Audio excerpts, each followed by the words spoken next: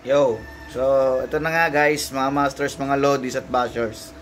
Sabi ko, wiring nga natin yung ginawa nating diagram ng WYE Delta, no?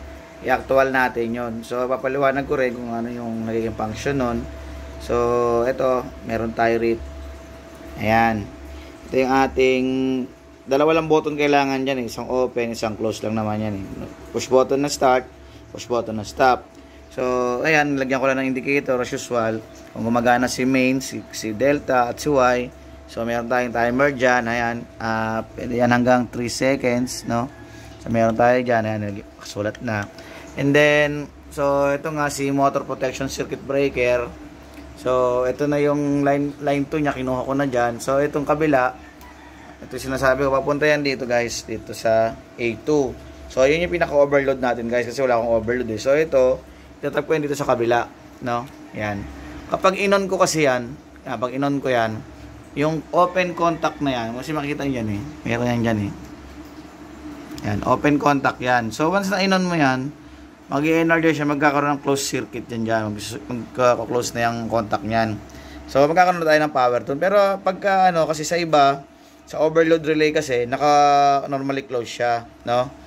So, pagka nag-trigger, saka naman siya mag-open dito. Sa motor protection, is naka-open yan. So, pag inon mo to, saka na siya magkakaroon ng contact.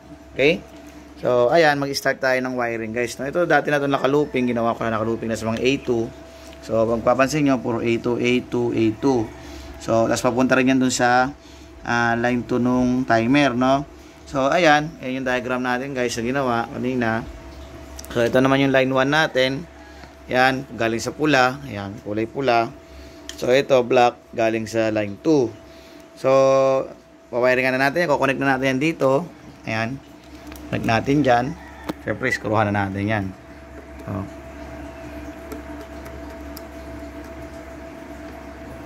hirap kasi wala tayong cameraman, guys, eh.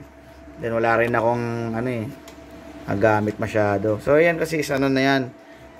May voltage na yan. Titingnan nyo, may voltage yan. Nakita nyo, may ilaw. May volts yan. Live yan. Pero naka-off naman siya. So, walang supply ito ngayon. No? So, dito tayo mag-i-start. Umpisahan natin sa light. Alam nyo ba na ang WYE Delta is sa unang circuit yan is stop-start lang yan. No? So, gagayahin natin yan. Nakita na natin, nakalagay na tayo ng A2 doon. So, si stop start muna tayo, no? So, meron tayong dalawang dyan, button. So, ito si line 1 natin. Lagyan natin dito kay stop. Iisa-isahin natin yan, guys. Para syempre, kahit pa paano, masusundan din ng mga bago, no? Kasi, ang dami kasi nagtatanong na, tas lagyan daw dapat ang diagram, makita yung actual na ginagawa. So, ito na, sir. Na natin. Tuturo na natin ng So, yung kabila niya, start, no? Pupunta dito sa button ng start, no? Yung isang wire. And then, yung kabila naman, is papunta naman dun sa normally open naman ng contactor ng main. So, galing dito, splice ko lang muna kasi kailangan dalawa sila eh. Samahin ko muna sila dyan. Dalawa. No? Ayan. Sama ko sila dalawa dyan. Ayan yan, no? Galing sa stop. Pupunta rito sa start. Yung isa naman, pupunta rito sa normally open ng main. NO. Ayan, NO. So, nandito, nakita nyo dyan, M1. So, ito yung M1 natin. M2, M3. No? So, ayan, ganyan muna tayo. Okay? So, kita ko lang sa inyo, ha? Para nasusundan nyo ng maayos. So, pupunta ng normally open. Dito. Yung kabila na normally open natin, guys, is papunta na ng A1. Ito is papunta na ng A1. Yung kabilang side dyan. Dito, kasama yung kabilang side ng button, ha. Yung kakalimutan, guys, sa kabilang side ng button. Dito. Yung kabilang side na to, ito yan. Kaya natin ng wire yan. Kasama niya yan dyan sa A1, no? Yan, magkasama sila dyan. So, simpleng stop-start pa lang to. So, kung yan pala mapandali natin, stop-start na tawag dyan, no? So, kung halimbawa, i-energize ko guys, no? I-on ko to. Ayan, on ko, no? Kita nyo, milaw naman. So, pag in-on ko yan, ito. Ayan, no? Kita nyo. Stop start agad dyan. May stop start agad tayo. Stop ko. Ayan, stop ko. O, namatay, di ba? So, yun yung principle nung, Y delta. Ang una niya is stop start. Okay?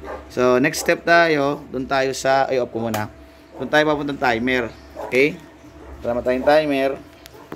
So, mabatong oras natin, guys. So, puputulin natin ito mamaya para hindi masyado mabigat sa data, no? Baka tsaka din yung mapanood lahat. So, kita nyo, galing dito sa isang button na to, dito, yung nag-iisa na yan, yung pumunta ng coil, magja-jump din tayo dyan, papunta sa timer. So, sabay natin yan, ipaparallel natin dyan, papuntang timer. Okay? Kulang ko lang, masyado mahaba. Isang timer. Tapos yung timer, meron siyang normally open and normally closed, no? So, lalagyan natin yan ng common. Dapat may common yan. So, sabay natin itong isang wire ulit. So, splice tayo ng isang wire. No? Kakabit natin dyan sa timer. So, ito yung timer natin. Dapat, guys, marunong kayong bumasa ng diagram ng schematic diagram ng mga timer, no? So, kung makikita nyo dito, ayan. Meron yan dyan time, nakasulat, no? 14, 13, no? 13, 14. Ang 9 is common, yung 12 is, 9, 12, common yan. So, 9, 1 is normally closed, 9, 5 is open, same as kabila naman, 12, 4, close, 12, 8 is open. So, dito muna tayo, magkakita tayo ng common, no? I-splice ko muna to.